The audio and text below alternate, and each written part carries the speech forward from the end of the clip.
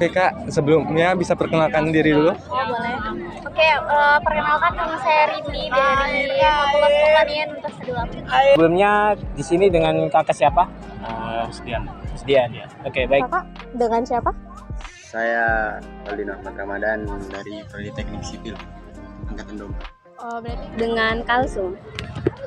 Oke, dan Kak Kalsum.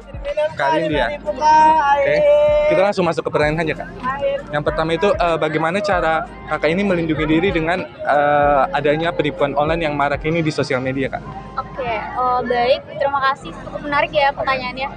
Jadi kalau dari saya pribadi, salah satunya kebanyakan kan kalau misalnya pinjaman online kayak begitu-begitu itu bisa dari iklan-iklan begitu kan. Nah, kalau saya pribadi itu yang pertama inskripsinya itu harus double. Terus untuk kayak misalkan ada game-game yang memang berisi iklan-iklan begitu, ini sih kalau misalnya mereka pas misalkan nggak sengaja masuk, jadi paling tidak jangan mengikuti alur-alur yang diperintahkan karena bisa saja kita secara nggak sadar tiba-tiba masukkan data-data yang memang penting kayak begitu. Itu sih mungkin kalau kurang lebihnya ya. Yang kedua ini Kak, ini apakah Kakak sendiri ini memahami pentingnya privasi online dan bagaimana cara Kakak ini mengatasi privasi online ini agar tidak Tersebar. Ya, tidak tersebar begitu atau tidak bocor di sosial media?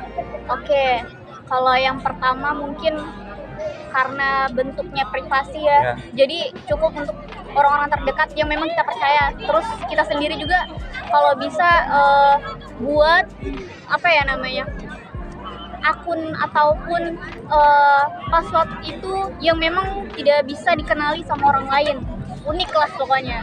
Terus selain itu juga kalau bisa jangan pernah kayak kasih HP ataupun device kita sama orang lain yang misalnya kemungkinan besar mungkin bisa dilacak atau bisa digunakan secara tidak sadar begitu, kayak teman contohnya kayak gitu. Terus apalagi kayak ini biasa data-data pribadinya kayak KTP apa segala macam itu sebenarnya ini jangan sampai kayak kan sekarang marak ya kayak judi online apa segala macam itu, secara nggak sadar kita kayak kasih pinjam ataupun mungkin kita percaya sama ini orang, tapi kan belum tentu dia gunakan untuk kebaikan atau memang keperluan lainnya seperti itu. Jangan sampai. Itu sih kalau saya. Ya. Sebelumnya terima kasih Kak Rindy. Oke, sama-sama. Jadi yang kami ingin tanyakan kepada kakak, bagaimana kakak memilih platform media sosial yang tepat untuk mempromosikan karya fotografi kakak? Jadi kalau dari saya yang pertama itu saya memilih media sosial mana yang paling banyak digunakan. Contohnya seperti Instagram, TikTok, dan juga tentunya WhatsApp. Karena yang pertama untuk TikTok. Yang TikTok itu saya gunakan untuk mempromosikan hasil foto saya. Itu tujuannya pertama hanya untuk memamerkan atau memperlihatkan hasil foto saya. Kemudian kalau untuk di Instagram itu untuk supaya bisa mendapatkan pelanggan dari hasil foto saya seperti untuk foto-foto wisuda ataupun yang lain. Nah, kemudian untuk di WhatsApp itu saya gunakan untuk agar bisa berkomunikasi dengan pelanggan saya. Jadi di WhatsApp itu saya gunakan untuk bisa berkomunikasi dengan pelanggan seperti itu. Untuk Instagram itu mendapatkan pelanggan, kemudian untuk TikTok itu untuk memamerkan hasil foto saya.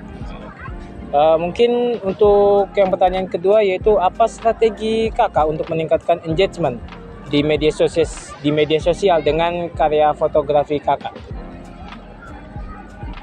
Untuk meningkatkan engagement ya. Iya. Jadi proses yang pertama itu tentu saja membuat hasil foto yang bagus, hasil fotografi yang bagus, itu yang pertama.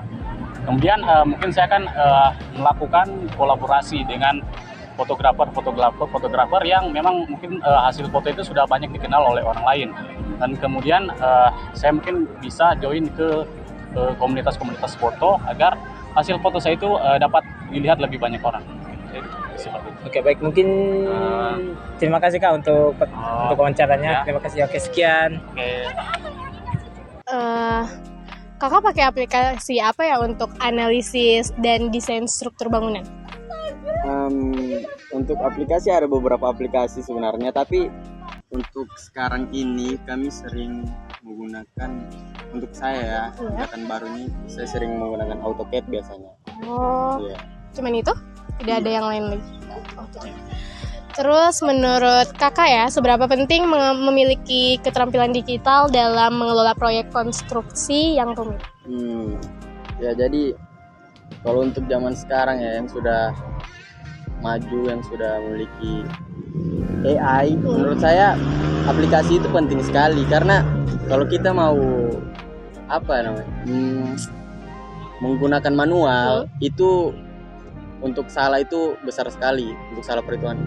Apalagi kalau kita itu merancang bangunan, kalau salah sedikit saja itu fatal sekali. Jadi penggunaan aplikasi AI itu sangat berguna agar pengoptimalan dalam merancang bangunan itu lebih baik, perhitungannya, gambarnya lebih memudahkan juga untuk kita seorang teknik sipil. Berarti intinya AI sangat berguna sekali untuk kakak. Berguna sekali. Baik, kalau aplikasi favorit untuk desain struktur bangunan apa? Kalau dari kakak sendiri? Kalau untuk saya kan baru masih awal nih, baru belajar lah.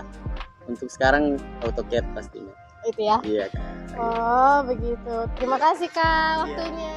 Saya Elsa. Nah, saya di sini mempunyai tugas untuk mewawancarai tentang literasi digital. Sebelumnya itu saya mau tanya, bagaimana caranya kakak itu melindungi dirinya kakak dari penipuan online atau phishing yang saat ini beredar di media sosial? Yang pertama itu tentunya saya tidak mudah percaya, misalnya apalagi di WhatsApp kan biasa banyak para oknum yang mengirimkan link untuk kita klik atau situs-situs yang kita klik supaya bisa mengakses data kita. Kalau misalnya nomor yang saya tidak kenal atau orang yang saya tidak tahu sama sekali, saya tidak bakal balas ataupun bakal menjawab. Jadi saya lebih ke memblokir saja. Oh, jadi langsung blokir begitu ya? Oke. Kakak paham enggak kalau misalnya privasi online itu penting dan bagaimana caranya kakak melindungi privasinya kakak? Penting sekali. Cara saya melindunginya, pertama saya punya sosmed seperti Instagram dan juga WA. Kebanyakan orang kalau misalnya di Instagram kehidupannya pasti selalu mereka sorot. Tapi kalau saya lebih ke privasi. Saya tidak terlalu menyorot kehidupan saya di dunia Instagram ataupun di WhatsApp. Terus juga kalau untuk misalnya keamanan akun saya, misalnya untuk email atau yang lainnya, itu saya pakai verifikasi dua langkah. Jadi lebih aman saja. Oke, sekian. Makasih Kak. Iya.